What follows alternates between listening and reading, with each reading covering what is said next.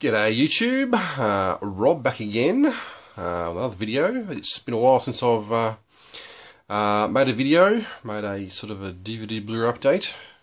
Sort of been away from YouTube for quite a while, taking a bit of a break, but I'm back now, making some more videos. So I'm doing a DVD Blu-ray pickup, just some stuff that I've sort of bought recently. I think it's about 2 months since I've made sort of a an update. I haven't sort of bought a huge amount. In some ways I have though. I have sort of rated the $5 bin, so there's a huge update for that, which I'll probably do at some point after I've done this one. This is sort of just the stuff that I sort of bought, just sort of single stuff I sort of bought from here and there, and whereas sort of the $5 bin was sort of a huge haul, so I might just do that in one big, one big video. Anyway, so we'll get started. Big stack here of stuff that I've bought, bit of a mixture of genres and stuff like that. So we'll start with one that I sort of watched recently. Actually, I watched it last night. I think most of the ones I've sort of got here I have sort of watched, it might have been a month or two since I watched it. So, but anyway. So, first one here is Her, which, bit of glare there, which I think came out, was it last year, and one of the films that people were sort of, raving on about, and I managed to sort of find this really cheap, so I managed to sort of pick it up, and I thought I'd give it a chance. Quite glad that I did, actually, because this is actually a really good movie. I actually really enjoyed this one. It's sort of a film about sort of, I guess, the modern relationships, and Joaquin Phoenix here. He sort of is a bit of a lonely guy, and is going through a divorce. He's about to sort of sign his divorce papers, and this new sort of artificial intelligence operating system's just been released, so he sort of buys it, and which is sort of voiced by Scarlett Johansson, and of course he sort of, as you can tell, probably sort of falls in love with this operating system, which I suppose is not too hard to do since it's Scarlett Johansson. How could you not fall in love with her? Just sort of like a modern relationships type movie, and his relationship to this artificial intelligence, and his friends, and it's probably a bit hard to explain, I suppose, in some ways, I suppose, but it's actually quite a good film, and some ways a very sort of surreal film. I wasn't quite sure what to sort of make of certain parts of it, and but some really good performances, I thought, and really interesting characters, and a very sort of, I don't know if I want to use the word wacky, but it was a very sort of wacky sort of storyline, I thought, and very engrossing. I actually, quite enjoyed it, and really good movie. I actually would highly recommend watching this one. Actually, it was really good. So that's Her. Definitely recommend that one. On to some classic films, and I'm not sure if people will be interested in it or not, but I've been on a bit of a sort of an old film, sort of old black and white film kick recently, and I've become a bit obsessed with Joan Crawford. So I bought this sort of set of 5 of her movies, and I've sort of watched all 5 of these, and did sort of quite enjoy them. So we'll go through them. I'll just quickly run through them. Probably Grand Hotel, which is probably one of her first sort of major roles. I do sort of already own this one on Blu-ray, and I actually did a review of this one on my channel quite a while ago, and a really good film. Sort of stars Joan Crawford, Greta Garbo, who was in it? John Barrymore, Lionel Barrymore, Wallace Berry. Definitely a really good film. So I might perhaps leave a link below to the review that I did for this one. That's definitely a good one. What's next in here? Mildred Peace, which is probably one of her, I think probably one of her most sort of famous films. Not that I suppose people sort of heard of Joan Crawford, I suppose. This is actually, probably the one that she's sort of most known for. Essentially, Joan Crawford, he's sort of she's sort of married to this guy, and relationship's not going very well. So they decided to sort of have a divorce, and not necessarily anything wrong, if I necessarily, but they're just sort of, I don't know, just don't get along anymore, I guess. So she decided to sort of open up this. She sort of has this dream of sort of opening up like her own diner and sort of running it herself, and it's just sort of about sort of her, opening up this diner, and having to sort of borrow money off people, and maybe sort of a film about sort of not necessarily about her necessarily, but more the people around her, and how they sort of affect, you know, her venture into sort of opening up this diner, and how she sort of, you know, sort of borrow money off people, and you know, it's, yeah, I don't want to go too much into it, but definitely a good film though. I thought really good, and good performances, and definitely sort of the characters that really do sort of make the film, and about, so that's, yeah, that's Mildred Pierce is a good one. Homicide, I think that's how you pronounce it. I think Joan Crawford sort of plays like a kind of like a very sort of rich, sort of stuck up woman, I suppose. Very much. I guess it's, I don't know. It's almost supposed to be a bit of a sort of a. She's married, but she's very sometimes a bit sort of lonely, and you know, so she's sort of a bit of a bitch, I suppose, because she, you know, I guess that's how she sort of finds it fun, maybe in some ways. She's she sort of, you know, makes fun of people, and so it has to be sort of the centre of attention all the time, and you know, trying to crack jokes all the time, and I guess that's how she sort of copes with life, I suppose, in some ways. Anyway, she sort of falls in love with this younger man, a violinist, and she, you know, he's sort of, you know, it doesn't sort of take, you know, her bitchiness. He sort of take, you know, sort of gives it back to her, sort of thing. And but yeah, it's a bit depressing, I suppose, in sort of some ways. But yeah, I thought it was really good, and I think this film sort of later in Joan Crawford's career, I think too. So. So I think in some ways she's not sort of wearing all that much makeup in sort of some scenes, which is a bit, you know, sort of, you know, I guess in some ways it's a hard thing to do, like especially back in these times where I guess in some ways women are, you know, never sort of seen without any sort of makeup on, which I suppose in some ways was a bit of a bold role to sort of do that. So that's that one. What have we got here? Possessed. Another sort of depressing sort of one. Joan Crawford sort of plays like she's like a sort of a live-in nurse for this sort of older woman, and the older woman's a bit of a bitch, and, you know, doesn't treat Joan Crawford very well, and anyway, sort of the old woman sort of ends up, you know, supposedly killing herself, sort of drowning herself in the local sort of river, and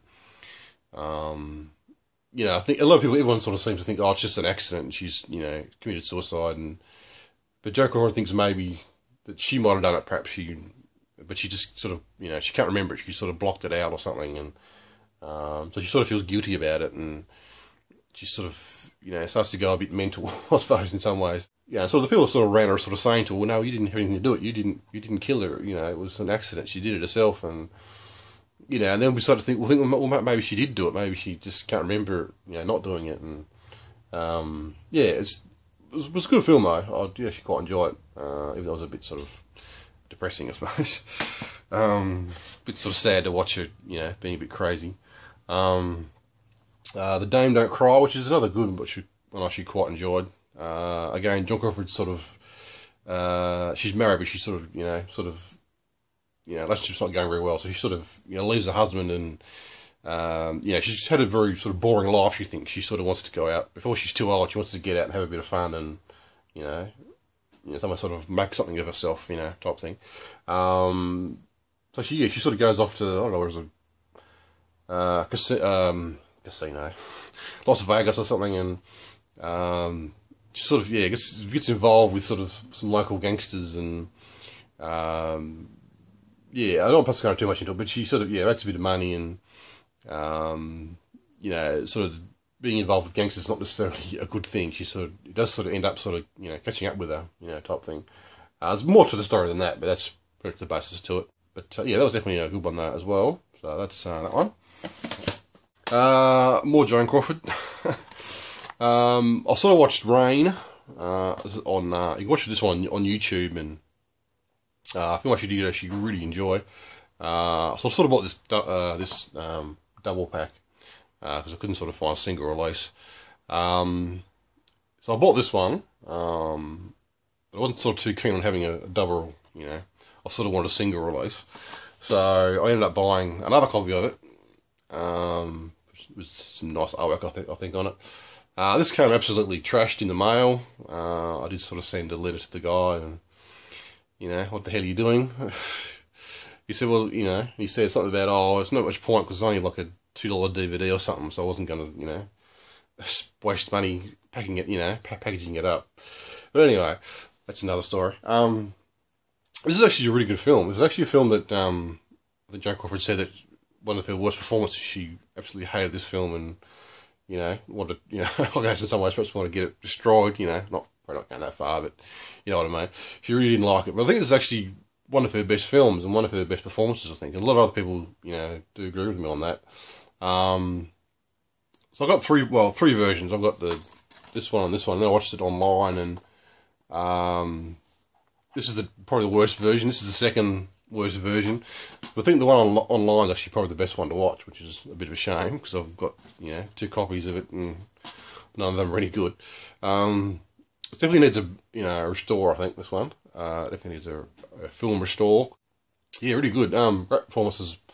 I think all around. I think, but definitely. Joan Crawford's just amazing, I think, especially the scene on the staircase, which is just absolutely fantastic, I think. It's just sort of about her and so it's sort of like this boatload of people. They're sort of travelling, but they've sort of got to stop off, sort of get off one ship to and then get on another ship to, you know, go somewhere else, sort of thing. But they sort of find the ship they're going to go on to is actually one of the sailors has sort of come down with cholera, so they've got to wait a week. Till the ship gets the all clear before they can sort of get on board and keep moving, sort of thing, travelling on. So her and a few other ship people sort of stuck in this hotel sort of thing, and or this sort of not hotel I suppose, more of a hut kind of thing. I don't know, whatever you want to call it. And so Joan Crawford is very much a party girl, I suppose would be the modern term.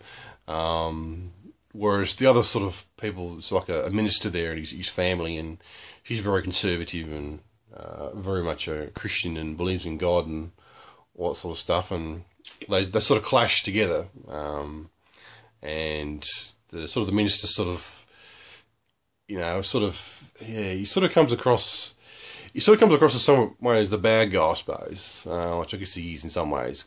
But I think it's more he's very much rooted in Christianity and the Lord, and Joan Crawford's a sinner and she needs to be saved. Her soul needs to be saved, and so he's trying to convince her that she's done wrong and she's sort of been taken over by the devil, and you've got to find God, and the sort of thing. I'm probably not explaining it very well, but that's essentially it. It's sort of this clash between the two, and he's very much determined to save her soul. And also sort of the minister sort of has a lot of influence over the governor of the island, and he sort of goes to see the governor and tries to convince him to sort of send her away, send her back to where she sort of came from. And never actually sort of meet the governor, but we sort of do get the impression he has no real interest. He doesn't really care, about just it's nothing to do with him really. But because Minister is very much a persuasive sort of person, and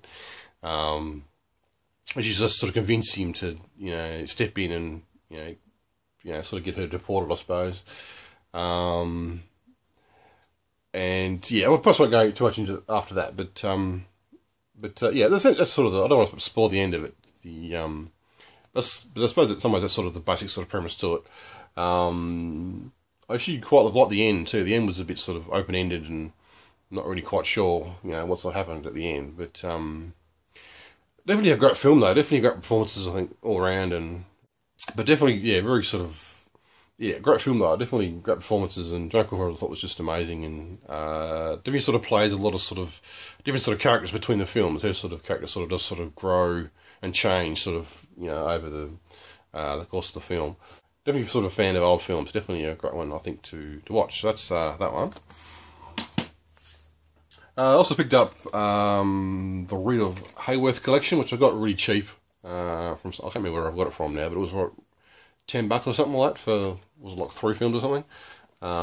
Actually no, 6 films actually. There must be 2 on each.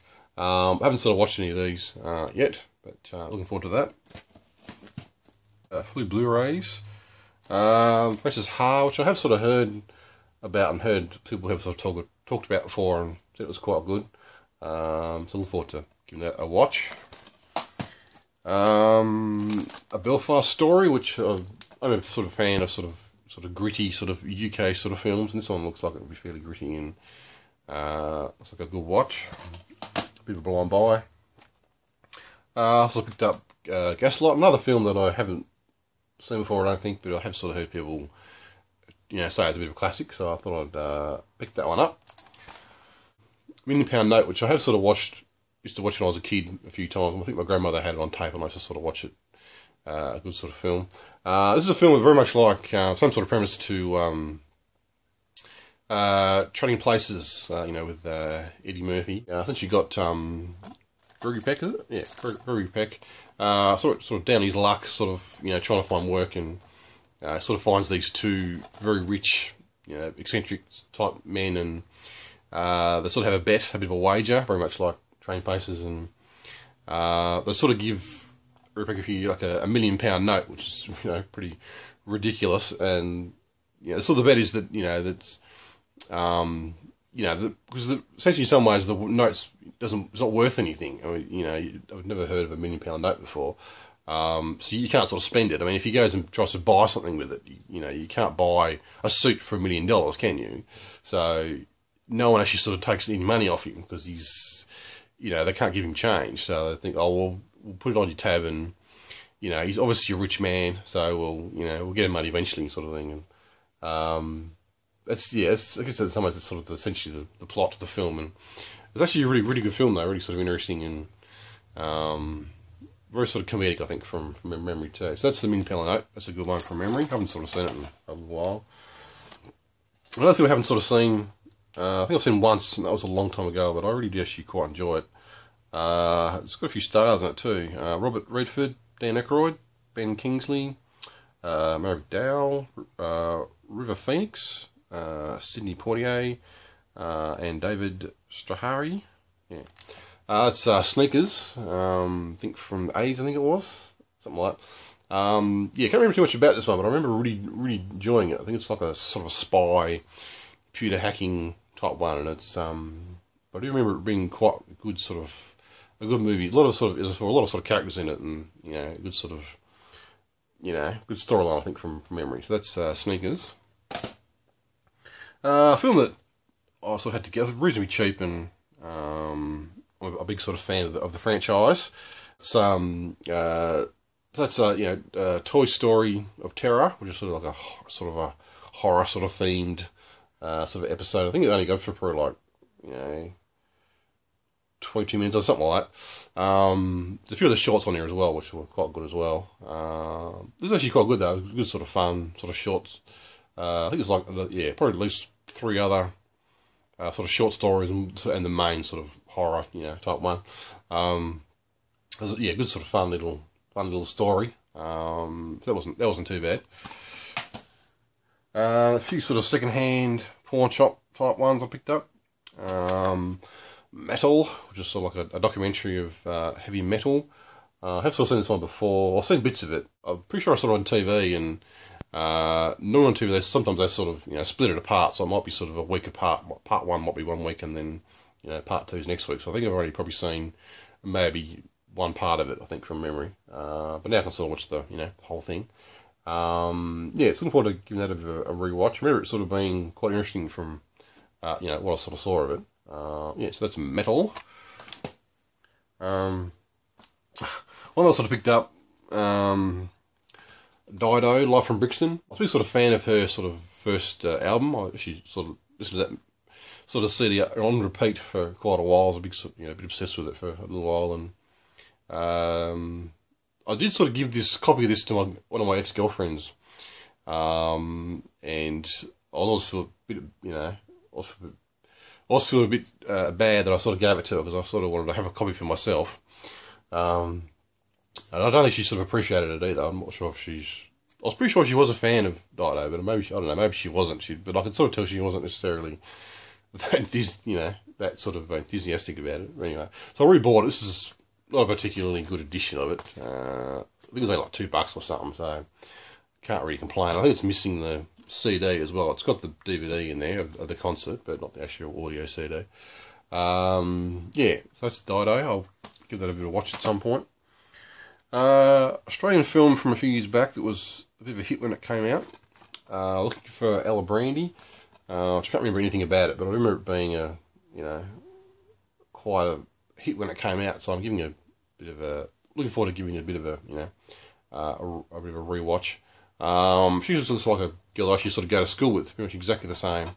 That's another reason I sort of picked it up, because it, does remind me of this girl that I used to sort of go to school with. So that's that one. I picked up a Bull Pit, which is kind of like a very sort of cheap ass sort of Chinese sort of edition of it. I sort of picked it up because it was an interesting sort of release to it. But probably the quality's probably not going to be all that great. But anyway, that's Bull Pit. Bullworth, sorry, not Bull Pit. I picked up Superbad, a film that I thought was actually quite funny, and I'm a bit sort of a fan of Judge Apatow, however you say his name.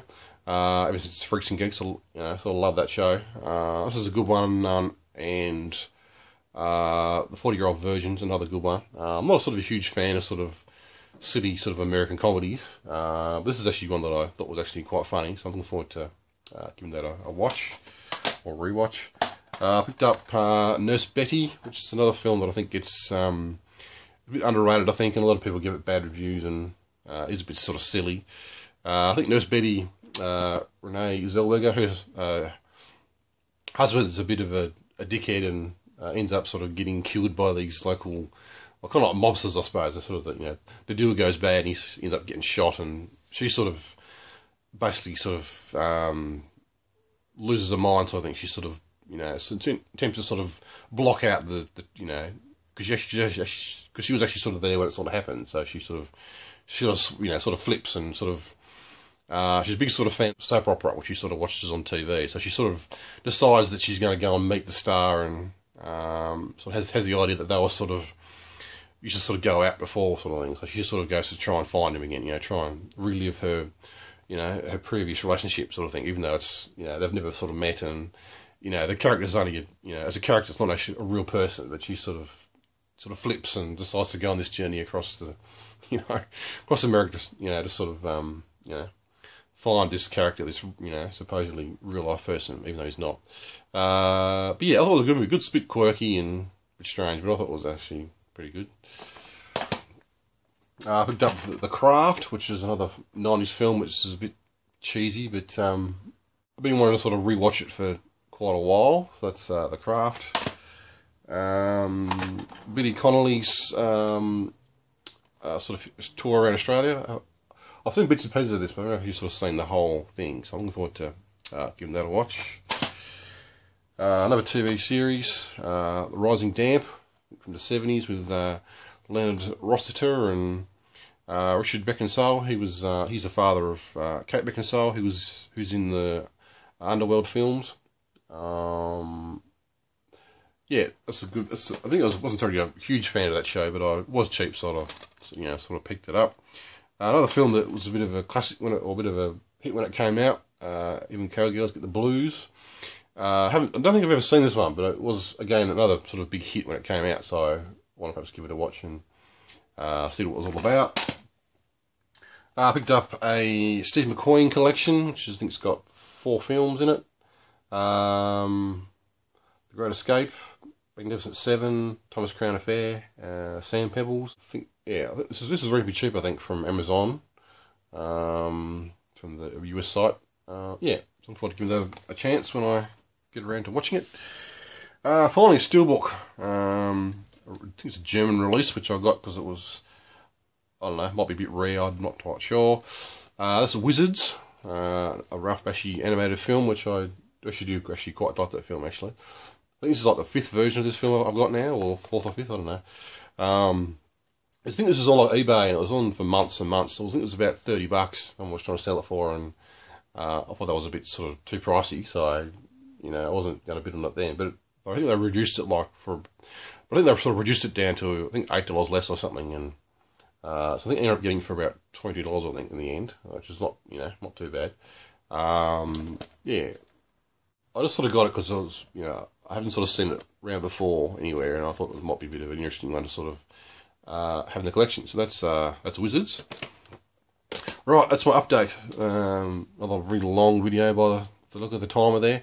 Thanks for watching. So if you've sort of seen any of these films, you know, certainly leave me a comment and tell me your thoughts. Sorry if I rambled on too much, but I had a bit of a lot to go through, and I do have to talk a bit. So anyway, so I'll end it there before I go on too much. Before I ramble on again. Yeah, thanks for watching, and I'll see you very soon. Bye.